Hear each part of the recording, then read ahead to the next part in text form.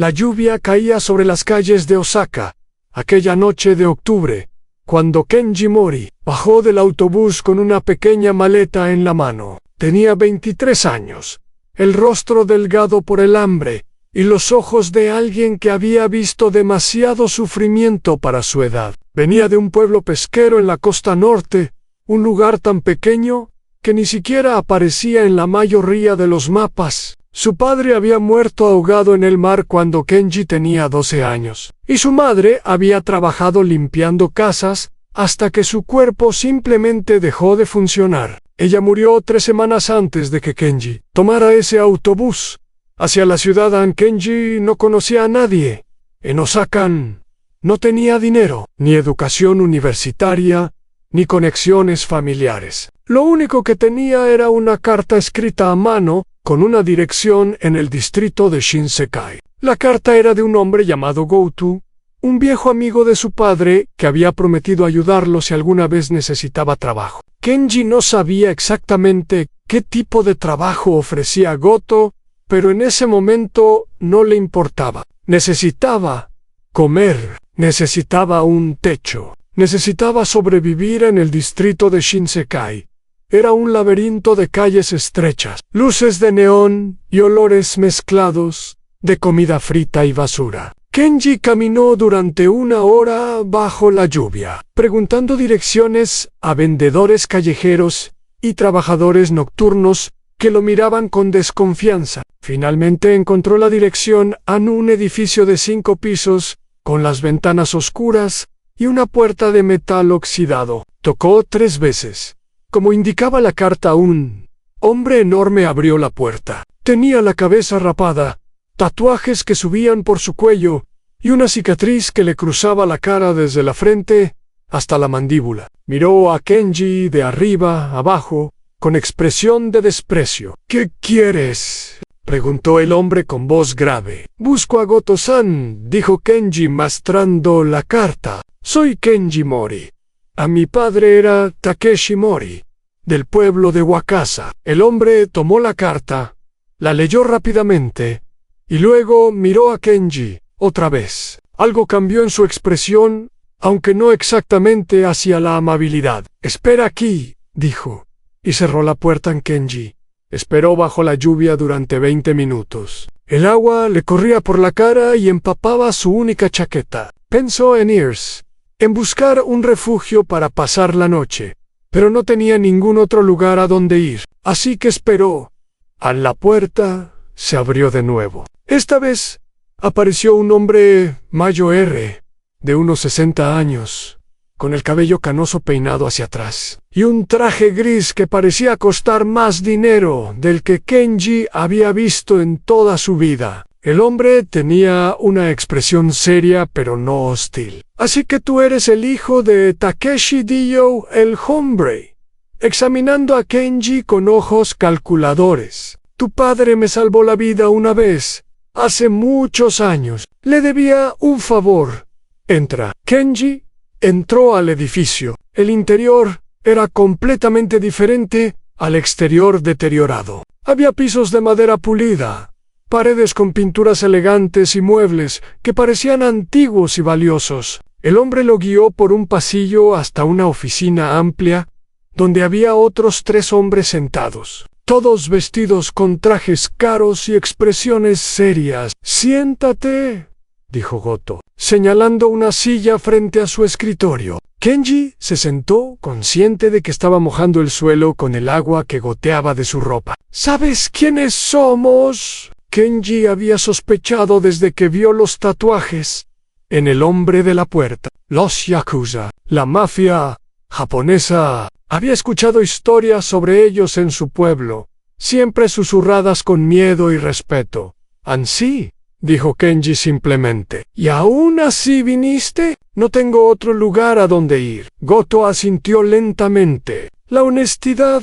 es buena. Tu padre era un hombre honesto. Por eso le debía mi vida». Se reclinó en su silla. «Puedo darte trabajo, techo y comida, pero debes entender que una vez que entras en este mundo, no es fácil salir. ¿Comprendes?» «Comprendo», dijo Kenji. Bien, empezarás desde abajo. Muy bien, cobrarás deudas pequeñas en los barrios pobres. No es trabajo glamoroso, pero es trabajo. Si demuestras que eres leal y capaz, podrás avanzar. Si no, Goto dejó la frase sin terminar, pero el mensaje era claro. Así comenzó la nueva vida de Kenji Morian. Los primeros meses fueron brutales. Kenji vivía en una habitación pequeña encima de una tienda de fideos, compartiendo el baño con otros 5 hombres que trabajaban para la organización. Su trabajo consistía en visitar a personas que debían dinero a los prestamistas del clan y convencerlas de pagar. La mayoría de las veces, las personas eran pobres, como eran trabajadores de fábricas, vendedores ambulantes, madres solteras que habían pedido préstamos desesperados para pagar facturas médicas o alquileres atrasados. Kenji odiaba ese trabajo. Odiaba ver el miedo en los ojos de esas personas cuando aparecía en sus puertas. Odiaba escuchar sus excusas, sus súplicas, sus historias de desgracia que eran tan similares a la suya propia, pero hacía el trabajo porque no tenía otra opción. Y porque había descubierto algo importante. Era bueno en ello. No era bueno porque fuera cruel o intimidante. Kenji era delgado y no muy alto, y no tenía la presencia física de los otros cobradores, pero tenía algo que ellos no tenían. Sabía escuchar. Cuando visitaba a un deudor, no empezaba con amenazas. Empezaba preguntando cómo estaba su familia, qué había pasado para que llegaran a esa situación. Y las personas le contaban todo. Kenji descubrió que la mayoría de las personas querían pagar sus deudas. No eran criminales ni estafadores. Eran personas atrapadas en circunstancias difíciles que habían tomado decisiones desesperadas. Y cuando alguien finalmente los trataba como seres humanos, en lugar de como problemas que resolver, estaban dispuestos a hacer cualquier cosa para cumplir con su palabra. Así que Kenji empezó a hacer algo que ningún otro cobrador hacía. Negociaba, creaba planes de pago, conectaba a las personas con trabajos cuando sabía de oportunidades. A veces incluso prestaba su propio dinero, el poco que tenía, para ayudar a alguien a salir de un momento especialmente difícil. Y las personas pagaban. Siempre pagaban, porque Kenji les había dado algo que nadie más les daba: dignidad. Los números de Kenji empezaron a destacar. Cobraba más deudas que cualquier otro en su nivel. Y lo hacía sin violencia, sin amenazas, sin crear problemas. Sus supervisores estaban confundidos pero complacidos. Lo ascendieron a un territorio más grande, pero mientras Kenji ascendía lentamente en la organización, también observaba cómo funcionaba el poder dentro del clan. Observaba quién hablaba con quién tenía influencia real y quién solo aparentaba tenerla. Observaba las rivalidades silenciosas entre los diferentes grupos, las tensiones que hervían bajo la superficie de cortesía formal. El clan Yamamoto, al que Kenji pertenecía, era uno de los más antiguos de Osaka. Goto era uno de los capitanes principales, responsable de las operaciones en varios distritos del sur de la ciudad. Pero por encima de Goto, había otros. El jefe supremo, Oyaban Yamamoto, un hombre de 70 años que raramente aparecía en público, y sus 3 posibles sucesores. Los 3 herederos eran muy diferentes entre sí. Hiroshi era el mayor, hijo legítimo de Yamamoto, un hombre de 45 años conocido por su crueldad y su temperamento explosivo. Takeda era el segundo, un hombre de negocios astuto que había expandido las operaciones legales del clan y que muchos consideraban el candidato más capaz. Y finalmente estaba Ryu, el más joven, favorito personal del viejo Yamamoto, pero despreciado por muchos en la organización, por su estilo de vida extravagante y su aparente falta de seriedad. Kenji observaba a los 3 desde la distancia, escuchaba lo que otros decían sobre ellos, y empezó a notar patrones que otros parecían no ver. Un año después, de su llegada a Osaka. Kenji tuvo su primera interacción directa con uno de los herederos. Fue un accidente, o al menos eso pareció. Kenji estaba entregando un informe en las oficinas principales cuando Hiroshi, el mayohere de los herederos, pasó por el pasillo. Hiroshi estaba de mal humor ese día, como lo estaba la mayoría de los días, y cuando vio a Kenji, un subordinado bajo que no reconocía, decidió descargar su frustración. «¿Quién eres tú?», preguntó Hiroshi, bloqueando el camino de Kenji. «No te he visto antes». «Kenji Mori, señor», respondió Kenji, inclinándose respetuosamente. «Trabajo para Goto-san, en el Distrito Sur». «¿El Distrito Sur?». Hiroshi se rió con desprecio. «Eso es el fondo del barril. ¿Qué haces aquí arriba, muchacho del campo?». Kenji notó que Hiroshi sabía de dónde venía, lo que significaba que alguien le había hablado de él. Eso era interesante. «Entregando informes». «Señor», dijo Kenji, manteniendo la voz calmada y la mirada baja. «Déjame ver esos informes», ordenó Hiroshi. Arrancando los papeles de las manos de Kenji, los hojeó rápidamente, con expresión de aburrimiento que lentamente cambió a algo parecido a la curiosidad. «Estos números. ¿Tú recolectaste todo esto?». «Sí, señor, sin golpear a nadie, sin romper ningún hueso». «No fue necesario, señor». Hiroshi lo miró durante un largo momento. Había algo en su expresión que Kenji no pudo descifrar completamente, una mezcla de desprecio y algo más, quizás interés. «Un cobrador suave», dijo Hiroshi finalmente, devolviendo los papeles. «Veremos cuánto duras con ese método cuando las cosas se pongan difíciles. El mundo real no funciona con amabilidad, muchacho del campo. Recuerda». Hiroshi se alejó por el pasillo, y Kenji continuó su camino, pero guardó esa interacción en su memoria, junto con todas las demás observaciones que estaba acumulando. A los meses siguientes trajeron cambios. Goto enfermó gravemente, un cáncer que lo obligó a retirarse de las operaciones diarias. Kenji fue transferido a trabajar bajo otro capitán, un hombre llamado Watanabe, que era conocido por su eficiencia brutal y su falta de paciencia.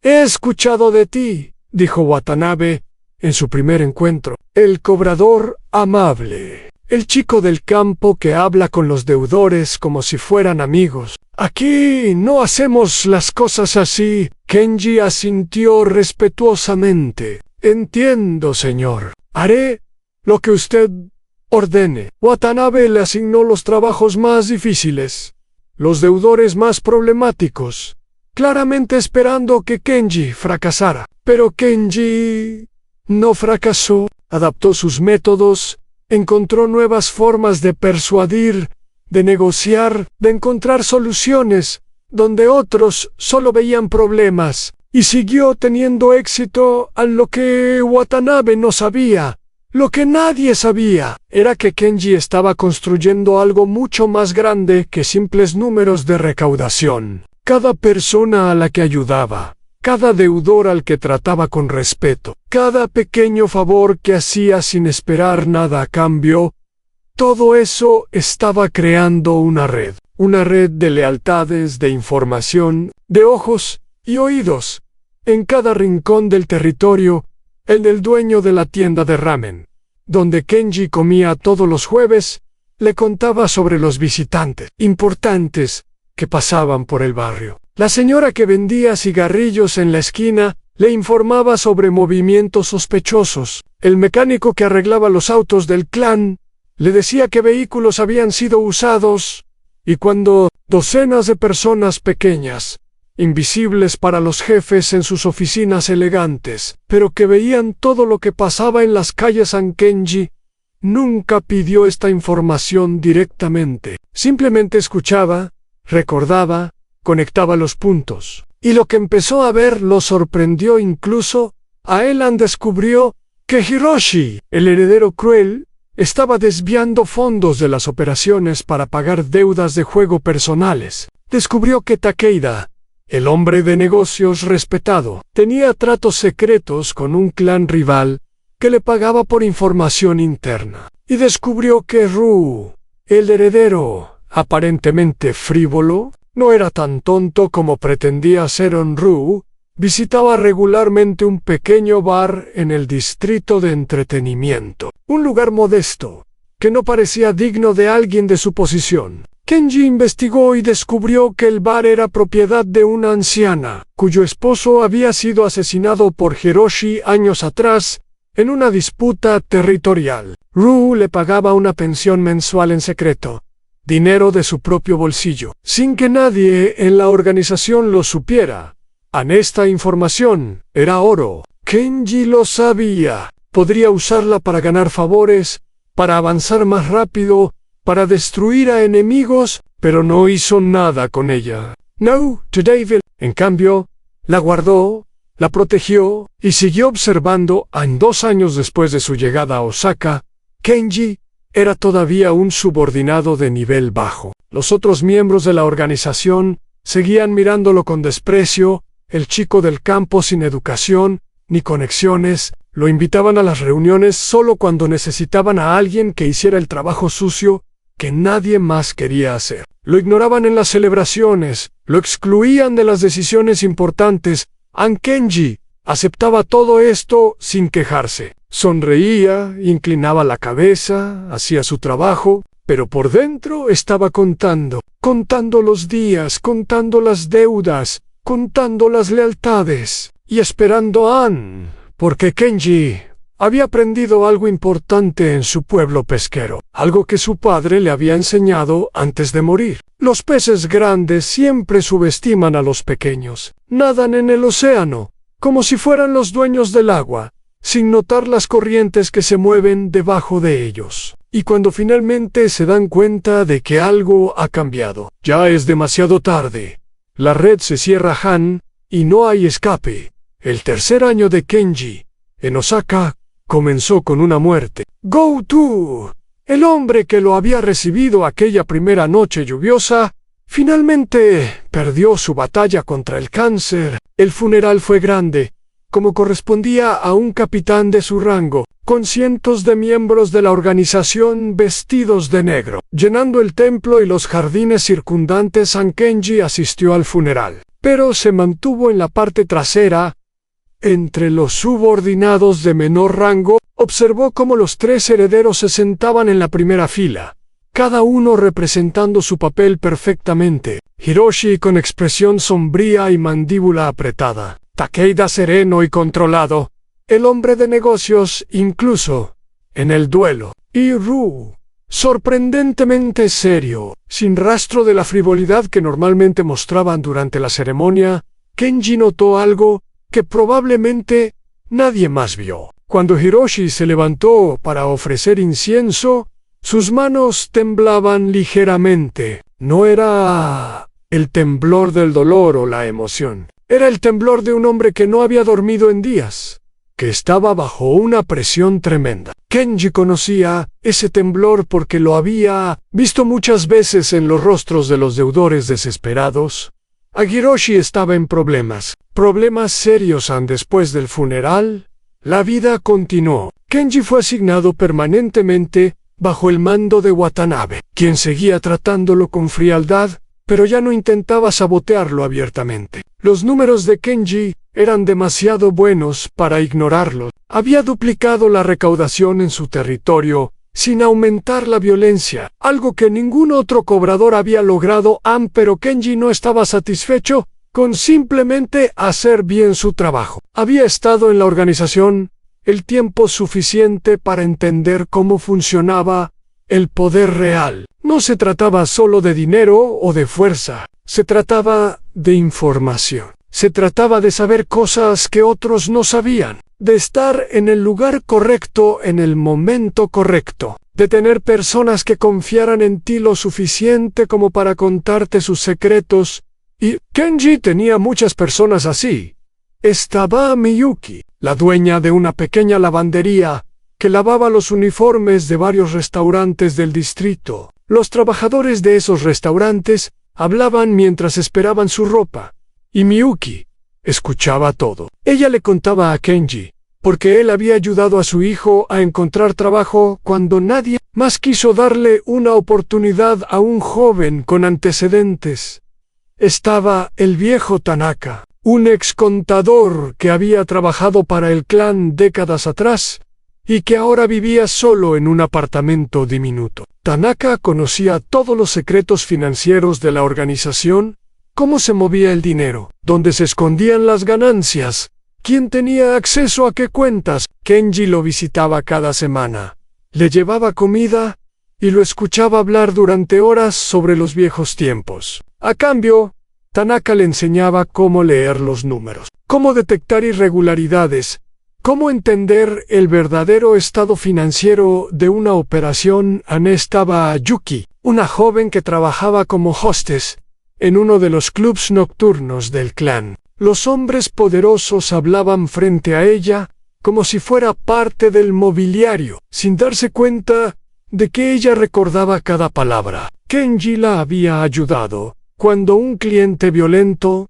la había atacado, interviniendo sin que nadie se lo pidiera y recibiendo una paliza por ello. Desde entonces, Yuki le contaba todo lo que escuchaba, y había docenas más. El conductor de taxi que llevaba a los jefes a sus reuniones secretas, la enfermera del hospital donde los miembros heridos recibían tratamiento, el conserje que limpiaba las oficinas principales después de medianoche, personas invisibles, ignoradas, tratadas como menos que humanas por aquellos que se consideraban importantes. Kenji las trataba como iguales, las escuchaba, las respetaba, y ellas, a cambio, le daban algo más valioso que el Oron: información. 6 meses después del funeral de Goto, Kenji recibió una visita inesperada. Era tarde en la noche, y él estaba en su pequeño apartamento, estudiando los registros financieros que el viejo Tanaka le había explicado esa semana. Alguien tocó a su puerta. 3 golpes suaves pero insistentes. Kenji abrió la puerta y se sorprendió al ver a Ru, el heredero más joven, parado en el pasillo. Ru vestía ropa casual, sin los trajes elegantes que normalmente usaba, y su expresión era seria. ¿Puedo entrar?, preguntó Ru.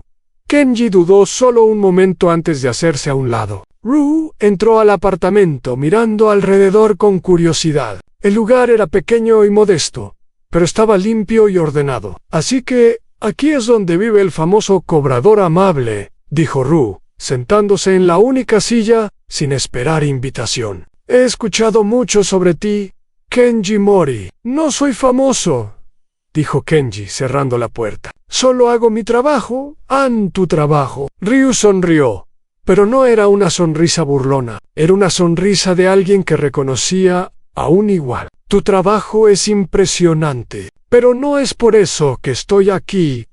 Kenji esperó en silencio. Sé que visitas a la señora Kimura, continuó Ru, la dueña del bar en el distrito de entretenimiento. Kenji no cambió su expresión, pero su mente trabajaba rápidamente. Había visitado el bar de la señora Kimura varias veces en los últimos meses, principalmente para verificar lo que había descubierto sobre Ru y sus pagos secretos. No pensó que nadie lo había notado. La conozco, admitió Kenji. Su sopa de miso es la mejor del barrio. Ru lo estudió durante un momento largo. Ella me dijo que un joven educado había estado preguntando sobre mí. Un joven que trabajaba para el clan, pero que no actuaba como los demás. Un joven que escuchaba más de lo que hablaba. La señora Kimura es muy observadora. Lo es. Ru se inclinó hacia adelante. También es una de las pocas personas en esta ciudad que sabe quién soy realmente. Cuando mi padre ordenó matar a su esposo hace 15 años, yo era solo un adolescente. Pero recuerdo esa noche. Recuerdo el sonido de los disparos, los gritos, la sangre en el suelo de este mismo barrio, donde tú ahora cobras deudas. Mi padre dice que fue un negocio necesario, continuó Ru, una deuda de honor que tenía que pagarse. Pero yo vi algo diferente esa noche. Vi a un hombre inocente morir porque estaba en el lugar equivocado, porque conocía a las personas equivocadas. y decidí que si alguna vez tenía el poder de cambiar las cosas, lo haría de manera diferente. ¿Por qué me cuenta esto?, preguntó Kenji, finalmente. Rue se puso de pie y caminó hacia la ventana, mirando las luces de la ciudad. Porque necesito aliados. Aliados reales. No los parásitos que rodean a mis hermanos esperando migajas de poder. Y porque tú eres diferente a cualquier otra persona que he conocido en esta organización. Soy un cobrador de deudas. No tengo poder ni influencia. Exactamente. Rue se volvió para mirarlo. No tienes poder oficial. No tienes rango. No tienes nada que mis hermanos consideren amenazante. Y sin embargo, conoces más sobre lo que realmente pasa en estas calles que cualquiera de ellos. Tienes ojos y oídos en cada esquina. Tienes la lealtad de personas que ellos ni siquiera saben que existen. Kenji sintió un escalofrío recorrer su espalda. Había sido cuidadoso, extremadamente cuidadoso, en ocultar la extensión de su red de información. ¿Cómo sabía Rue? Como si leyera sus pensamientos. Rue sonrió. Yo también tengo mis fuentes. Kenji, la diferencia es que las mías me dijeron sobre ti hace meses. He estado observándote desde entonces. Observando cómo trabajas, cómo te mueves, cómo construyes confianza donde otros solo crean miedo. ¿Qué quiere de mí?, preguntó Kenji directamente. Quiero que sigas haciendo exactamente lo que estás haciendo, dijo Rue. Sigue construyendo tu red. Sigue ganando lealtades. Sigue siendo invisible para mis hermanos. Y cuando llegue el momento, cuando mi padre ya no esté, y la batalla por la sucesión comience, quiero que estés de mi lado, y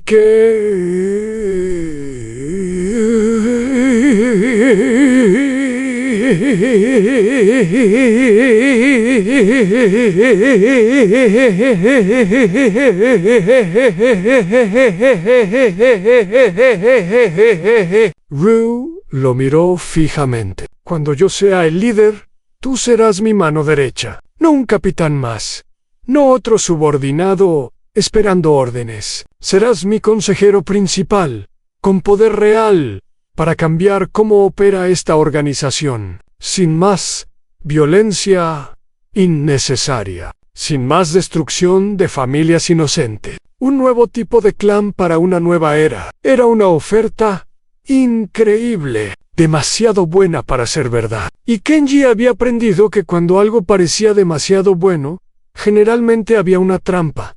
¿Por qué yo?, preguntó Kenji. Hay cientos de hombres en la organización con más experiencia, más conexiones, más lealtad probada. ¿Por qué esos hombres son leales a la organización tal como es?, respondió Rue. Quieren mantener el sistema porque se benefician de él.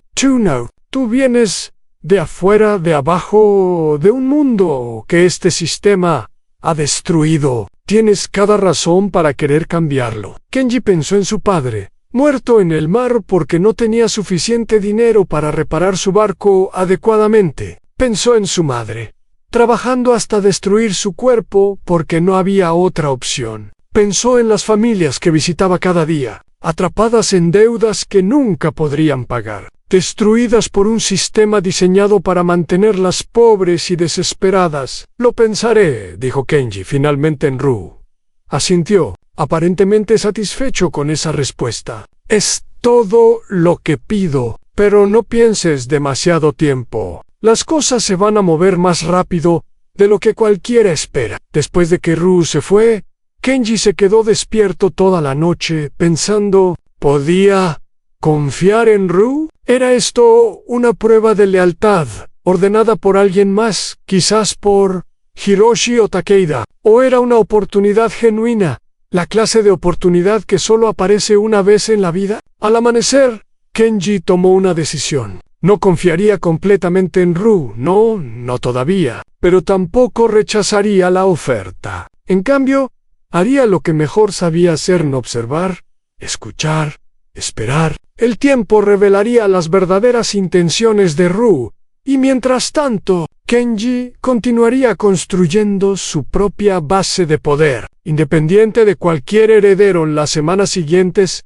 trajeron cambios importantes. El viejo Oyaban Yamamoto, el jefe supremo del clan, enfermó gravemente. Los rumores decían que tenía semanas, quizás meses de vida. La tensión entre los tres herederos se intensificó visiblemente. Las reuniones se volvieron más frecuentes, más secretas. Los aliados de cada facción comenzaron a posicionarse.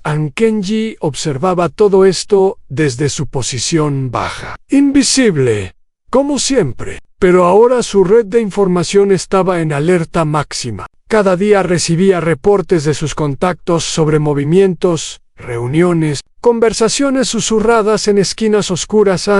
Y lo que descubrió lo dejó sin aliento. Hiroshi no solo estaba desviando fondos para pagar deudas de juego, estaba vendiendo información a un clan rival de Tokio. Información sobre rutas de distribución, ubicaciones de almacenes, identidades de miembros clave. A cambio, recibía dinero suficiente para mantener su adicción al juego y pagar a los prestamistas que lo tenían atrapado.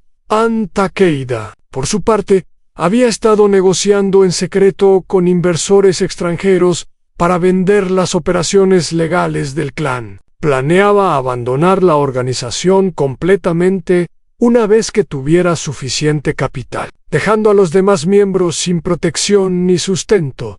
Los dos herederos principales, aquellos que todos asumían que lucharían por el liderazgo, en realidad estaban traicionando al clan de maneras diferentes, pero igualmente destructivas. Kenji tenía pruebas de todo. Documentos financieros que el viejo Tanaka había identificado como irregulares. Testimonios de testigos que sus contactos habían recogido, grabaciones de conversaciones que Yuki había hecho con su teléfono, escondido en el club nocturno. Tenía suficiente para destruir a ambos herederos. La pregunta era qué hacer con esa información. Ru lo contactó de nuevo, esta vez a través de un mensaje codificado entregado por la señora Kimura. Quería reunirse urgentemente. Kenji aceptó. Se encontraron en un pequeño templo abandonado en las afueras de la ciudad, un lugar donde nadie los buscaría. Ru se veía cansado, más viejo de lo que Kenji recordaba. Mi padre no tiene mucho tiempo, dijo Ru sin preámbulos. Semanas, quizás días, y mis hermanos ya se están moviendo. Hiroshi tiene el apoyo de los capitanes más violentos, los que prefieren el viejo estilo de hacer las cosas. Takeda tiene el apoyo de los hombres de negocios, los que ven el futuro en las operaciones legales. ¿Y tú?, preguntó Kenji. Yo tengo a los jóvenes, los que quieren cambiar las cosas, pero no saben cómo. Y te tengo a ti. Si has decidido aceptar mi oferta, Kenji lo miró directamente a los ojos. Antes de decidir nada, necesito saber algo. ¿Qué harías si supieras que tus hermanos están traicionando al clan? Ru se quedó inmóvil. ¿Qué quieres decir? Kenji le contó todo, sobre las deudas de Hiroshi, sobre la venta de información al clan rival, sobre los planes de Takeda para vender y abandonar la organización. Le mostró las pruebas, los documentos, los testimonios. Cuando terminó, Ru estaba pálido. ¿Cuánto tiempo has sabido esto? Meses. Lo he estado verificando y reverificando, para estar seguro. ¿Por qué no lo dijiste antes? ¿Por qué no me lo contaste la primera vez que nos vimos? Porque necesitaba saber si podía confiar en ti, dijo Kenji, simplemente. Necesitaba ver cómo reaccionabas, qué hacías con esta información. Muchos hombres en tu posición usarían esto para destruir a sus hermanos, sin importar las consecuencias para el clan. Quería ver si tú eras diferente. Ru lo miró durante un momento largo. Luego, sorprendentemente, comenzó a reír. No era una risa de diversión, sino de reconocimiento. Eres mucho más peligroso de lo que imaginé. Kenji Morian, mucho más peligroso que cualquiera de mis hermanos. Solo soy cuidadoso. Ah, no. Ru sacudió la cabeza. Eres estratégico, calculador, Has estado jugando un juego mucho más largo que cualquiera de nosotros, construyendo piezas en un tablero que nadie más sabía que existía. Y ahora tienes el poder de determinar quién heredará este clan. Kenji no negó nada. Era verdad. ¿Qué quieres hacer con esta información?, preguntó Ru.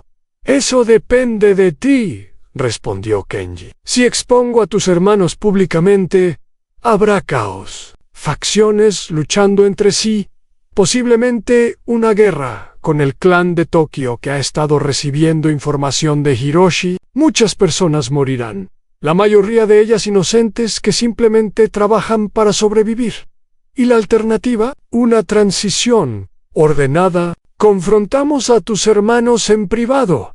Con las pruebas, les damos la opción de retirarse pacíficamente, de desaparecer con suficiente dinero para empezar de nuevo en otro lugar. A cambio, guardan silencio y no causan problemas. Ru consideró esto. Hiroshi nunca aceptará. Es demasiado orgulloso, demasiado violento. Hiroshi está desesperado, dijo Kenji. Sus deudas de juego son enormes. Si le ofrecemos dinero suficiente para pagarlas y una salida limpia, tomará el trato. He estudiado a hombres como él toda mi vida. Cuando están acorralados, siempre eligen la supervivencia sobre el orgullo.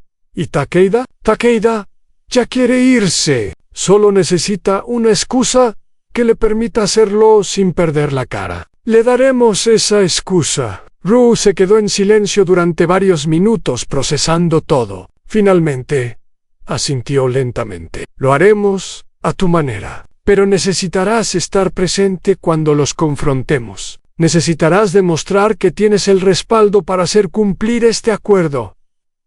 Tengo el respaldo, dijo Kenji. ¿Más del que crees? Why? Oh sí, en aquel templo abandonado, 2 hombres que el mundo había subestimado comenzaron a planificar cómo cambiaría el destino de uno de los clanes criminales más antiguos de Japón. A ninguno de ellos sabía que los verdaderos desafíos apenas estaban comenzando. La confrontación con los herederos se planeó para una noche de viernes. 3 semanas después de la reunión en el templo, el viejo Oyaban Yamamoto había empeorado dramáticamente, y los médicos decían que le quedaban días, no semanas. El tiempo se agotaba. Kenji pasó esas 3 semanas preparándose meticulosamente. Verificó cada pieza de evidencia 2 veces, 3 veces. Contactó a sus fuentes más confiables para asegurarse de que la información estuviera actualizada. Y, lo más importante, activó su red de manera que nadie dentro de la organización entendiera completamente lo que estaba sucediendo. El viejo Tanaka le ayudó a preparar un informe financiero completo que mostraba exactamente cuánto dinero había desviado Hiroshi. Las cifras eran impresionantes, a más de 300 millones de yenes en los últimos 2 años, suficiente para financiar una pequeña guerra. El informe también incluía los registros de las transacciones con el clan de Tokio, fechas, cantidades, números de cuenta para Takeda. Kenji tenía grabaciones de 3 reuniones diferentes con los inversores extranjeros. En una de ellas, Takeda describía explícitamente cómo planeaba vender los activos del clan y desaparecer a Singapur, donde ya tenía propiedades compradas bajo nombres falsos. La noche elegida, Kenji llegó temprano al lugar de la reunión restaurante privado en el distrito de Kitashinchi, que pertenecía a la organización. Ru ya estaba allí, junto con 4 hombres de su confianza. Eran jóvenes, todos menores de 30 años, pero Kenji había investigado a cada uno de ellos y sabía que eran leales. ¿Estás listo?, preguntó Ru cuando Kenji entró. Sí, Hiroshi llegará primero. Le dije que tenía información sobre un problema en las operaciones del norte. Takeda vendrá 20 minutos después. Les dije cosas diferentes, para que no sospechen. Era un buen plan. Kenji asintió con aprobación en Hiroshi. Llegó puntualmente, acompañado por 2 guardaespaldas, que Kenji reconoció como algunos de los hombres más violentos del clan. Cuando vio a Ru esperándolo, su expresión se endureció. ¿Qué significa esto?, preguntó Hiroshi, mirando alrededor de la habitación. Me dijeron que había un problema urgente. Lo hay, dijo Ru, indicándole que se sentara. Pero no el que esperabas. Hiroshi no se sentó. Sus guardaespaldas se pusieron tensos, las manos moviéndose hacia las armas ocultas bajo sus chaquetas. Antes de que alguien haga algo estúpido, intervino Kenji, dando un paso adelante. Deberías saber que hay 20 hombres afuera de este edificio que responden a mi señal. No son hombres del clan, son personas de las calles, personas que no tienen nada que perder. Si algo me pasa a mí o a Ru esta noche, tienes mi palabra de que ninguno de ustedes saldrá vivo de aquí. Hiroshi lo miró con desprecio. ¿Quién eres tú para hablarme así? Eres un cobrador. Un don nadie. Era un don nadie, corrigió Kenji. Las cosas cambian. Anru intervino antes de que la tensión escalara más. Siéntate, hermano. Escucha lo que tenemos que decir. Después, si todavía quieres pelear, podemos resolver esto de esa manera. Algo en el tono de Ru hizo que Hiroshi dudara. Quizás fue la confianza, o quizás fue el miedo que comenzaba a trepar por su espina dorsal. Finalmente, se sentó en Kenji y colocó una carpeta frente a él. Umbrella. Hiroshi abrió la carpeta y su rostro palideció mientras leía los documentos. Las transacciones bancarias, los registros de las reuniones con el clan de Tokio, los testimonios de personas que lo habían visto entregando información. Esto es mentira, dijo Hiroshi, pero su voz temblaba. Fabricaciones. Puedo probarlo todo, dijo Kenji calmadamente. Tengo testigos dispuestos a hablar ante el Consejo de Ancianos. Tengo grabaciones de tus conversaciones con el líder del clan de Tokio. Tengo registros bancarios que muestran exactamente a dónde fue el dinero. Si esto sale a la luz, no solo perderás cualquier posibilidad de heredar el clan, serás ejecutado por traición. Hiroshi miró a Ryu con odio puro. ¿Tú organizaste esto? Kenji lo organizó, dijo Ru sinceramente. Yo solo estoy aquí para ofrecerte una salida. ¿Qué salida? Kenji habló de nuevo. Te vas esta noche.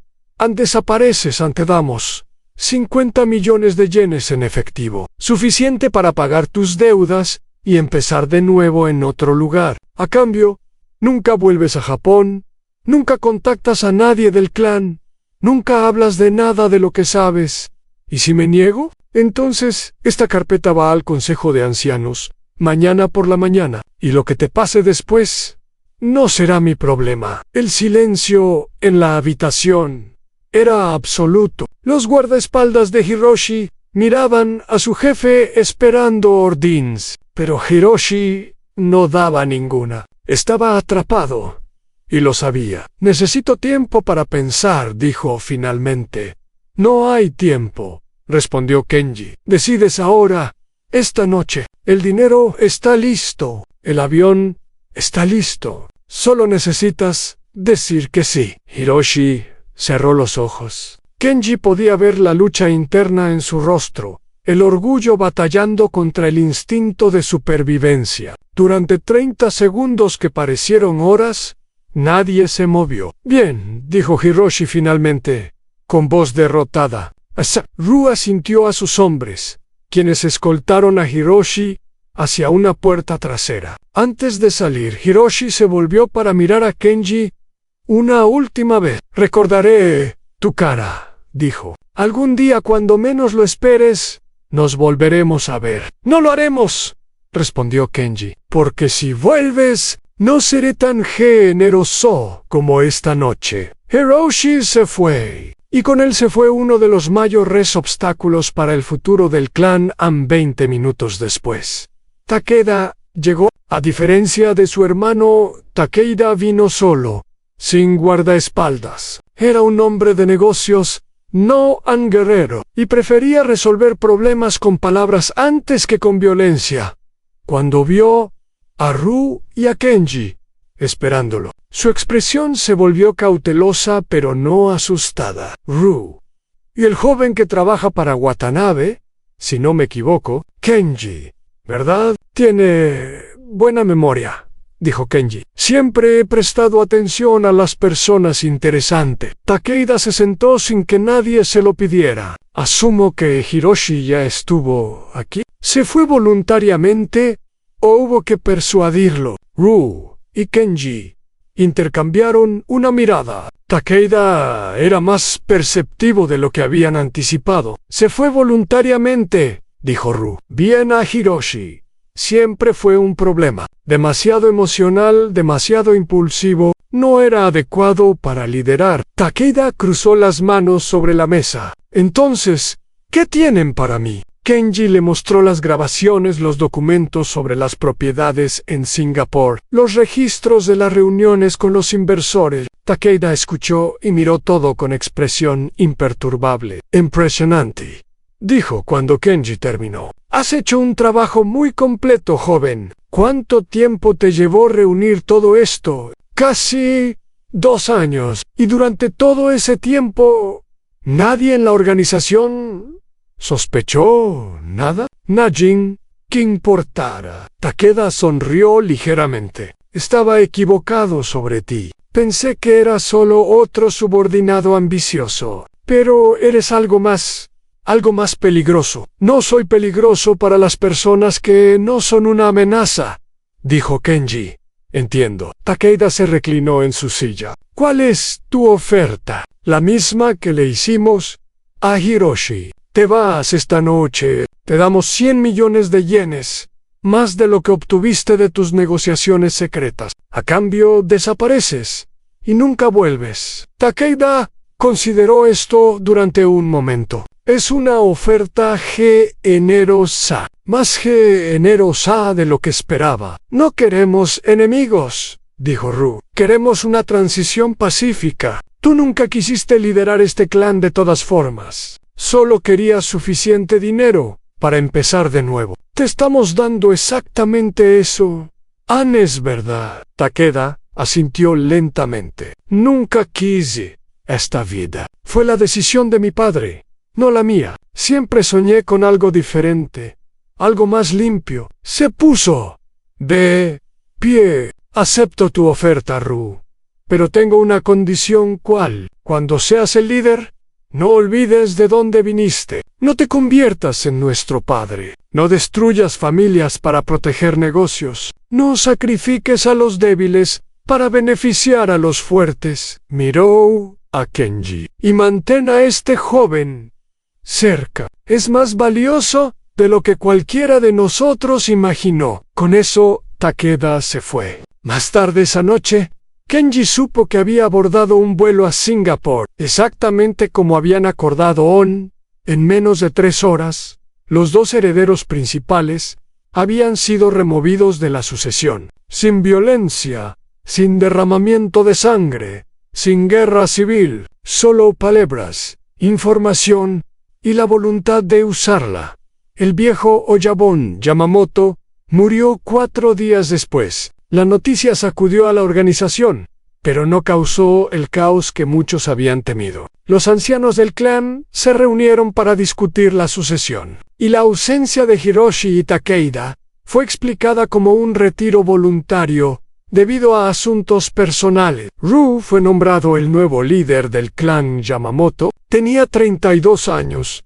Era el más joven en ocupar esa posición en la historia de la organización. Muchos de los capitanes más viejos estaban descontentos, pero nadie se atrevió a desafiarlo abiertamente, especialmente después de que circularon rumores sobre lo que había pasado con sus hermanos. La primera decisión oficial de Ryu como líder fue nombrar a Kenji Mori como su consejero principal. La noticia causó conmoción en toda la organización. Un cobrador, un don nadie del campo, un hombre sin linaje ni educación, elevado a una de las posiciones más altas del clan Watanabe. El antiguo jefe de Kenji Fue uno de los primeros en protestar. «Esto es una locura», dijo durante una reunión del consejo. «Este muchacho ha estado con nosotros apenas 3 años. No tiene experiencia en operaciones mayores. No ha demostrado su lealtad en situaciones difíciles. ¿Cómo puede ser el consejero del líder?» Kenji, quien estaba presente en la reunión, respondió calmadamente: «Con respeto, Watanabe-san, he cobrado más deudas en los últimos 3 años que cualquier otro miembro de su equipo. He expandido las operaciones en el Distrito Sur sin aumentar la violencia, y he construido relaciones con comerciantes, informantes y trabajadores que proporcionan información valiosa sobre nuestros competidores y las autoridades. ¿Puede cualquiera hacer esto?». Kenji sacó una carpeta y la colocó frente a Watanabe. «Este es un informe detallado de todas las operaciones ilegales del clan Tanaka en el norte de Osaka. Incluye nombre, ubicaciones, rutas de distribución y horario. Información que sus propios hombres han intentado obtener durante años sin éxito». Watanabe abrió la carpeta y leyó en silencio. Su expresión cambió de desprecio a sorpresa, y luego a algo parecido al miedo. «¿Cómo conseguiste esto?», preguntó. «Tengo amigos en muchos lugares», respondió Kenji. Simplemente el mensaje era claro. Kenji no era solo un cobrador con buenos números. Era alguien con una red de inteligencia que rivalizaba, o quizás superaba, a cualquier cosa que la organización tenía. Desafiarlo significaba arriesgarse a que esa red se volviera en su contra. A nadie más cuestionó el nombramiento de Kenji durante los meses siguientes. Kenji y Ryu trabajaron juntos para transformar el clan. No fue un proceso rápido ni fácil. Había décadas de tradición que cambiar, actitudes arraigadas que modificar, personas poderosas que convencieron neutralizar.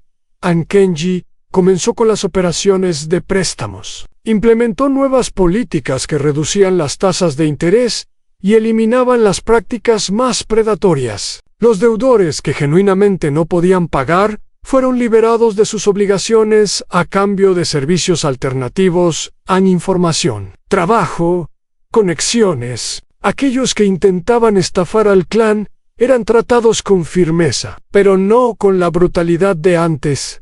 Los números inicialmente bajaron. Watanabe y otros capitanes se quejaron de que Kenji estaba debilitando la organización. Pero después de 6 meses, algo interesante comenzó a suceder. Las personas empezaron a pagar voluntariamente, sin necesidad de cobradores. Los comerciantes que antes temían al clan comenzaron a colaborar, proporcionando información valiosa a cambio de protección real. Y nuevos negocios empezaron a buscar préstamos del clan Yamamoto, específicamente porque sabían que serían tratados con justicia en un año. Los ingresos del clan habían aumentado un 40%, sin más violencia, sin más destrucción de familias. Solo buenos negocios, basados en confianza mutua.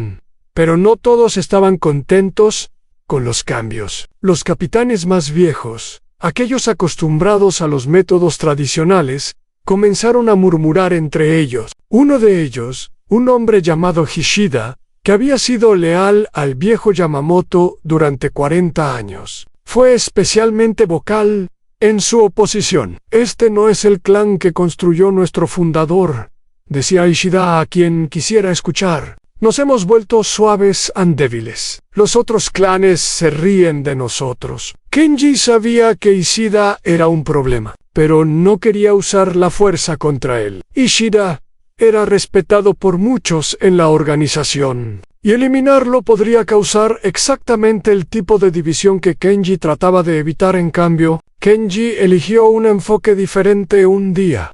Visitó a Ishida en su territorio, un gesto de respeto que sorprendió al viejo capitán. Llevó regalos Ansaki de alta calidad, el tipo que Ishida prefería, pero que raramente podía permitirse. «¿Qué quieres, muchacho?», preguntó Ishida cuando Kenji se sentó frente a él. «¿Vienes a convencerme de que apoye tus cambios radicales?». «Vengo a escuchar», dijo Kenji. Ha estado en esta organización más tiempo que cualquier otra persona viva. Ha visto cosas que yo nunca veré. Quiero aprender de su experiencia. Ishida lo estudió con suspicacia.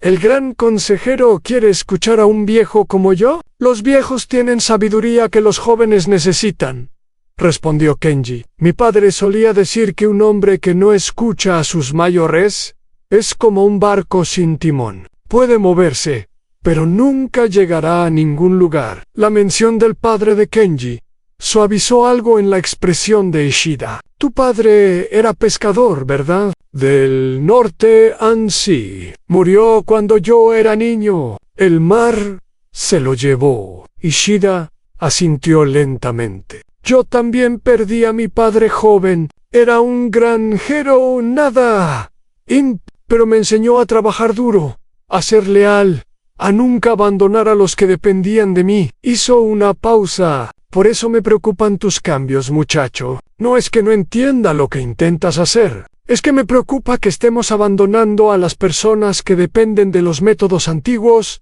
¿Qué quiere decir? Ishida suspiró. Hay hombres en esta organización que no saben hacer otra cosa que lo que hacemos. Cobradores, guardaespaldas, personas que han dedicado sus vidas a este trabajo. Si cambiamos todo, ¿qué pasa con ellos? ¿Los echamos a la calle? ¿Los abandonamos? Kenji escuchó en silencio. No había considerado este aspecto. Había estado tan enfocado en ayudar a las personas afuera de la organización que había olvidado a las personas dentro de... Ella tiene razón, admitió. Kenji, no he pensado suficiente en eso. Ishida pareció sorprendido por la admisión. ¿Me estás dando la razón cuando la tiene?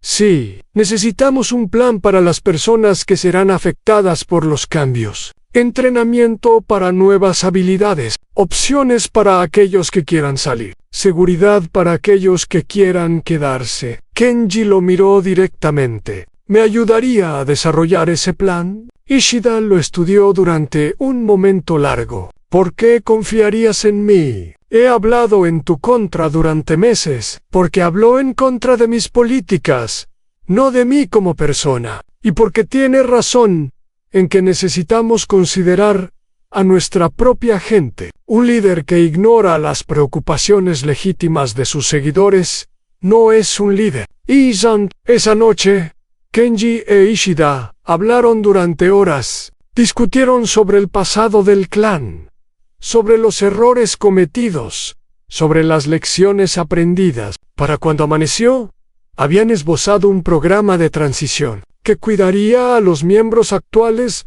mientras se implementaban los cambios en Ishida. Se convirtió en uno de los aliados más importantes de Kenji. Su apoyo legitimó los cambios ante los ojos de los miembros más tradicionales, y su experiencia ayudó a evitar errores que Kenji, en su relativa juventud, no habría previsto. Pero mientras Kenji ganaba aliados dentro del clan, nuevas amenazas comenzaban a surgir desde afuera.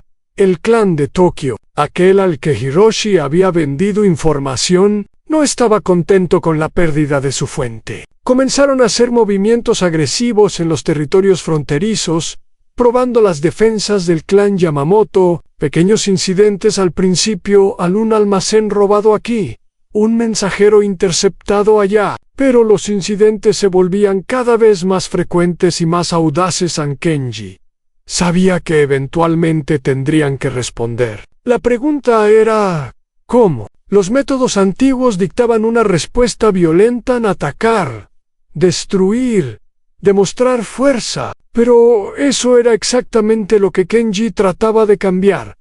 Necesitaba encontrar otra manera, una manera que protegiera al clan sin recurrir a la guerra abierta. Y mientras pensaba en esto, comenzó a formarse un plan en su mente, un plan audaz.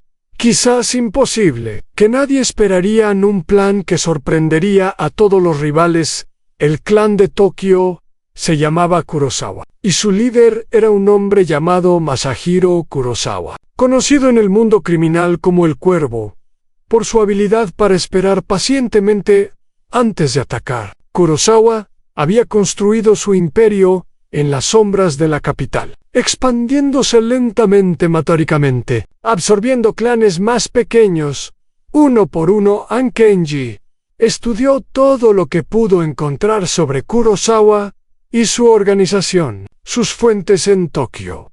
Personas que había cultivado durante años enviando pequeños favores y dinero, le proporcionaron información valiosa. Kurosawa tenía 60 años, era viudo, y su único hijo había muerto en un accidente de auto 5 años atrás. No tenía heredero claro, lo que creaba tensiones dentro de su propia organización, pero lo más interesante que Kenji descubrió fue que Kurosawa no quería una guerra. Las agresiones recientes contra el clan Yamamoto no eran intentos de conquista, sino pruebas. Kurosawa estaba midiendo la fortaleza del nuevo liderazgo, buscando debilidades que pudiera explotar sin comprometer sus propios recursos. Es un hombre de negocios, como Takeda, explicó Kenji a Ryu durante una de sus reuniones nocturnas. No quiere destruirnos, quiere debilitarnos lo suficiente para forzar una alianza,